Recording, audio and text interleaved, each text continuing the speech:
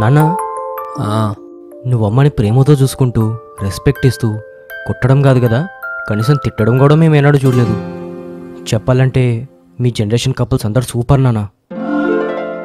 But ఇప్పుడు generation couples మధ్య too much of misunderstandings, fights గురించి న్యూస్లో లేదా మన క్లోజ్ సర్కిల్లో చూస్తున్నాం కదా.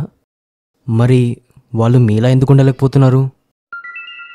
అంటే రేపు మాకు పెళ్ళైతే మా పరిస్థితి కూడా ఇంతేనా? వాల్యూస్ ఇంపార్టెన్స్ అర్థం కాక ఒక పర్సన్ ఎదుటి పర్సన్కి వాల్యూ ఇస్తే ఆటోమేటిక్గా తిరిగి తనకి వాల్యూ దక్కుతుందని తెలుసుకోలేక మా అమ్మ నాన్న మాకు ఆస్తులైతే ఇవ్వలేదు, కానీ ఎవరితో ఎలా నడుచుకోవాలనేది మాత్రం నిండుగా నేర్పించారు. మాకెన్ని పద్ధతులు నేర్పించిన మీ తాతయ్య నేను మీ అమ్మని పెళ్లి చేసుకున్నప్పుడు నాకు లైఫ్గా ఒక పాఠం నేర్పించారా. ఏంటన్నా అది? మాకు పెళ్ళైన వారం రోజులకే ఏదో ఆఫీస్ విషయం చిరాకులో మీ అమ్మపై అరిచేశా. మీ అమ్మ బాధపడి బాల్కనీకి వెళ్ళి నిల్చుంది. అప్పుడు మీ తాతయ్య నా దగ్గరకొచ్చి ఓ 100 రూపాయలు ఇమ్మన్నాడు.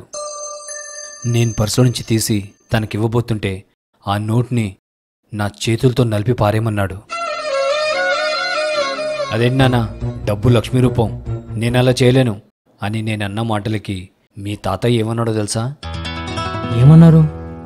జస్ట్ ఒక కాగితం ముక్కని లక్ష్మీ రూపంగా భావించి అంతగా మర్యాదిస్తున్నావంటే ఇష్టపడి 3 ముళ్ళేసి ఇంటికి తెచ్చుకునే లక్ష్మికి ఇంకెంత మర్యాద ఇవ్వాలరా?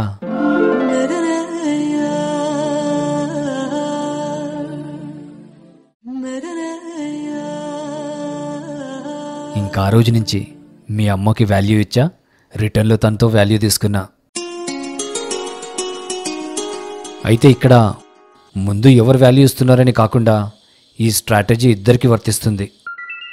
వాల్యూ కావాలంటే వాల్యూ ఇవ్వాలి.